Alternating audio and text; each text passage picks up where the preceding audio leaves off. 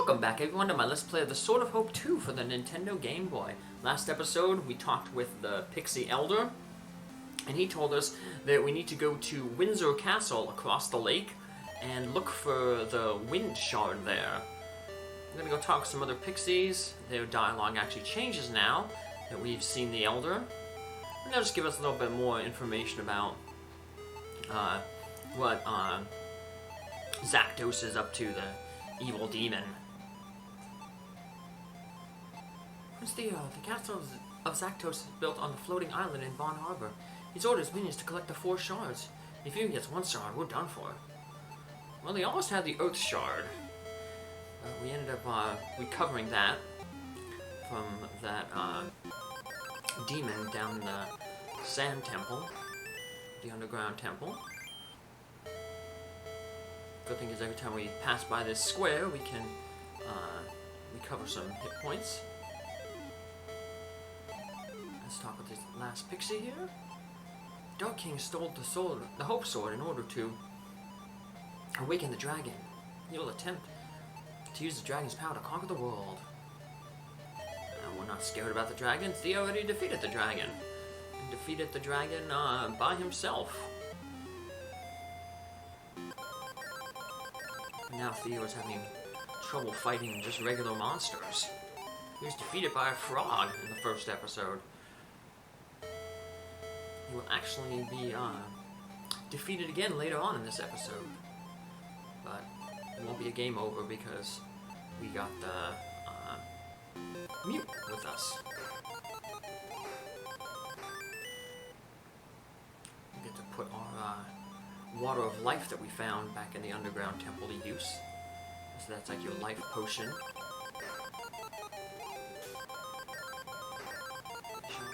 Fish.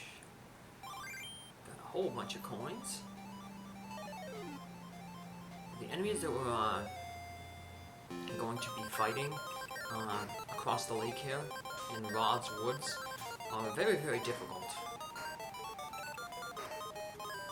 They start casting spells, and they also start exhibiting resistances to certain elementals. Most of the time, an enemy is going to be resistant to the spell that it casts. So we're going to, across the lake, we're going to see these kobolds that cast fire. They are strong against fire, so using fire on them is pretty useless.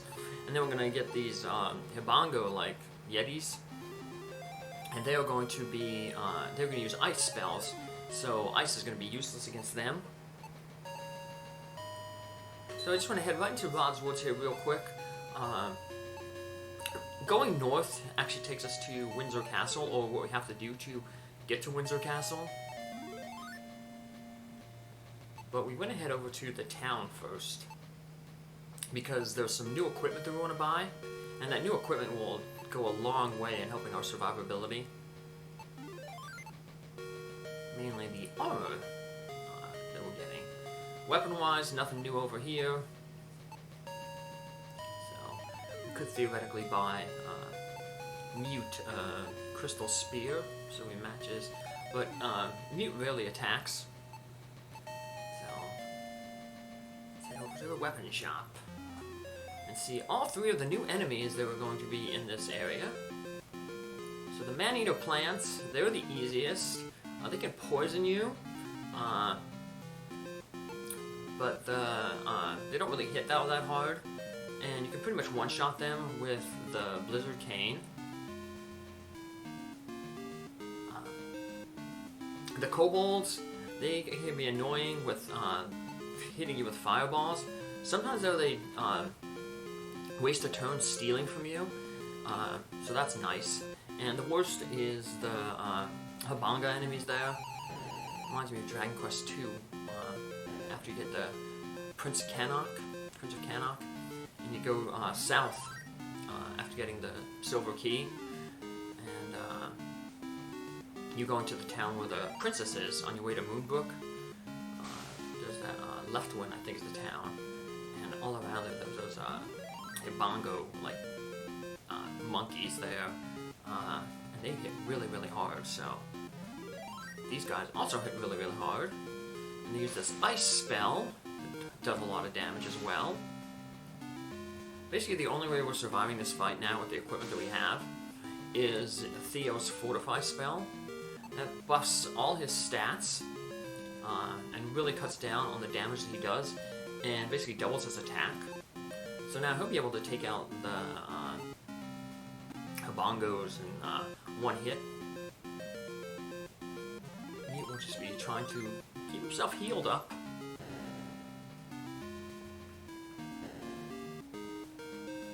Yeah, without that Fortify spell, this group would have wiped us out. So yeah, we're gonna have to do some level grinding, but not right away. There's a pretty decent place to level grind. Actually, we'll be able to level grind in the forest.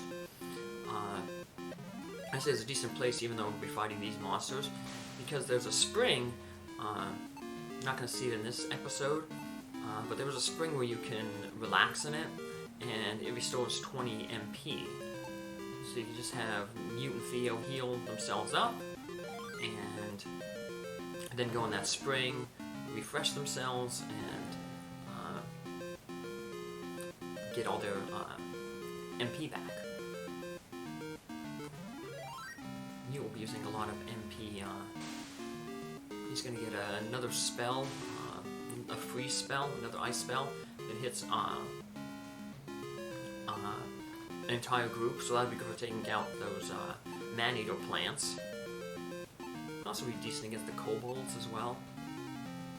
The bongons, they are pretty much almost immune to magic. Ice does nothing to them, and for the most part, fire doesn't seem to do much to them either. Sometimes you get lucky and the fire does decent damage to them, but most of the time it's still going to stick in the single digits. Like Mute's attack. Speaking of single digits, our Copper Boomerang is basically outclassed now, so we can finally get rid of that. We can sell it. There's that Frost spell. That's like the Flame spell. An ice attack that hits one entire group.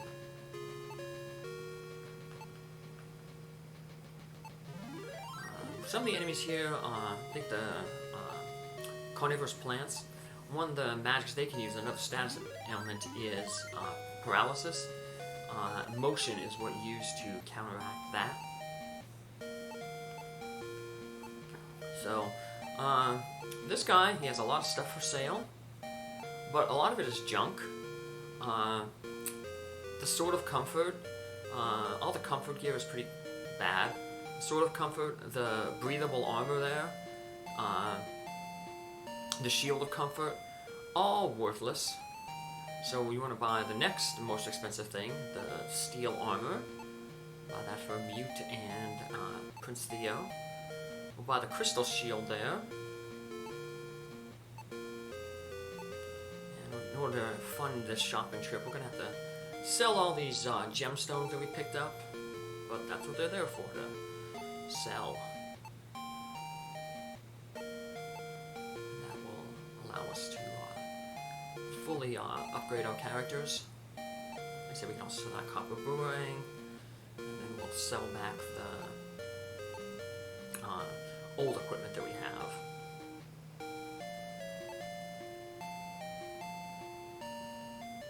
One more steel armor, and then one more of the crystal shield. We didn't get the crystal shield until like the last dungeon in Final Fantasy IV.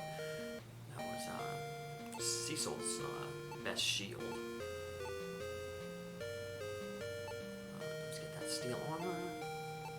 Theo almost gets to triple-digit defense, almost a triple-digit offense as well.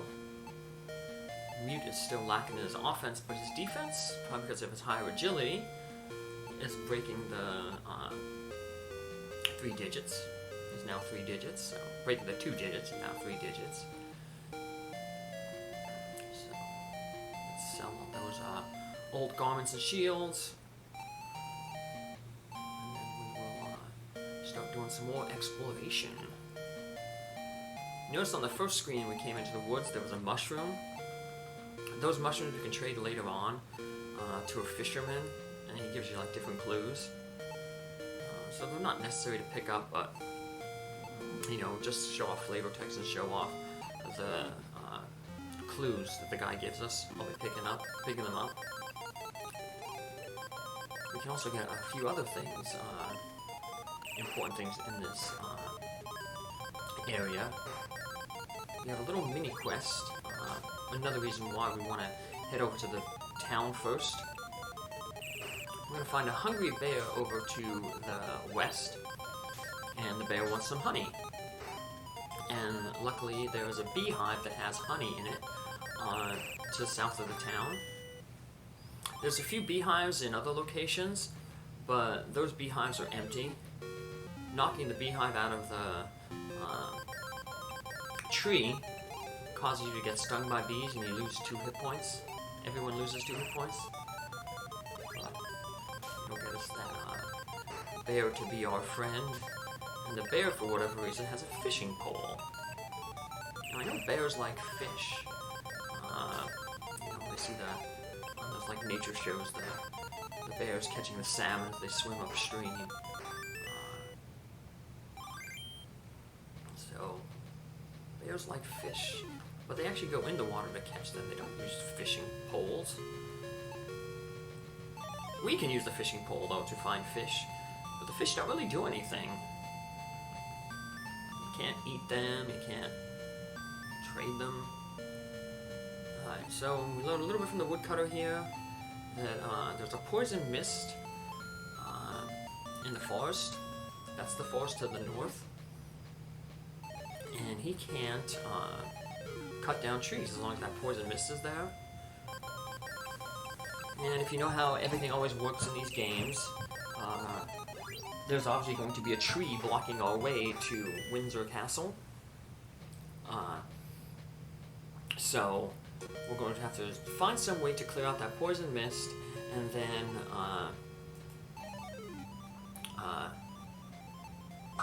have the woodsman go down and cut that tree.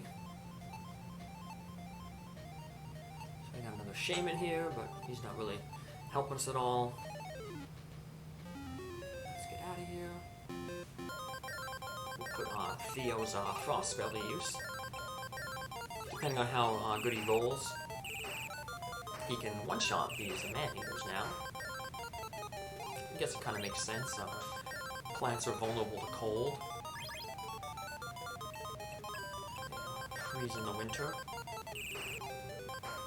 We didn't take out that one there, but the ice king can take care of it. Alright, we want to head south to this southeast corner. Look at the tree. Look at the bush. And we hit the tree. In the bush? Nope. Just keep trying to hit the tree though, and hey, we got a beehive. Like I said, we lose 2 hit points because we get stung. But if we look at the beehive now, we find that there's honey in it. Other beehives will just be empty, so you have to go to this beehive to get the honey. And luckily, I guess all the bees flew away. Because if you hit the beehive again, nothing happens. Castle Windor. I said Windsor Castle. That's the one that the British monarchy lives in, I think. Big with the royals. You know who they are, you know, King Charles and Prince William, and also Prince Harry. Well, it's not like I really follow them. Being American, you know, the monarchy doesn't do anything for us. So there's the paralysis spell. It wears off after battle, but if you get paralyzed in battle here, you could get rid of it right away by using the motion spell. But you got a few turns until it actually takes full effect. So that motion gets rid of it.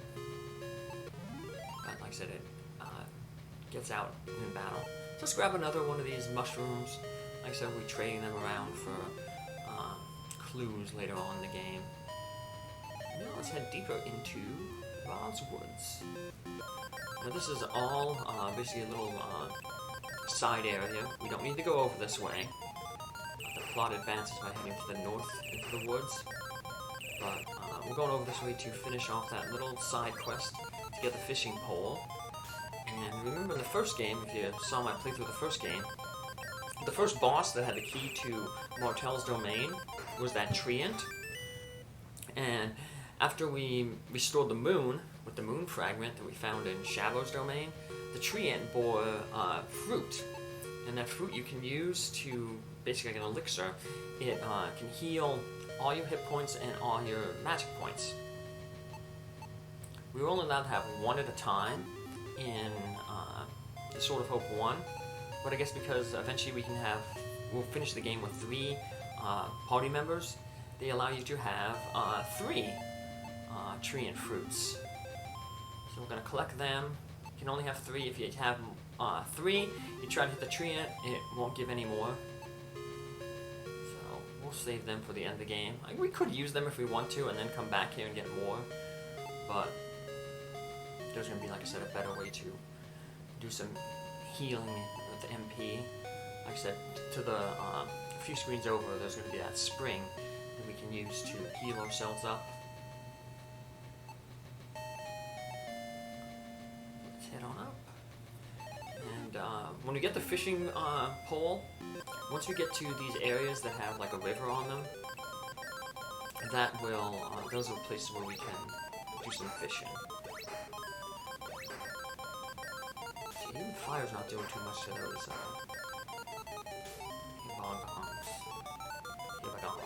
the bongos. 8 people.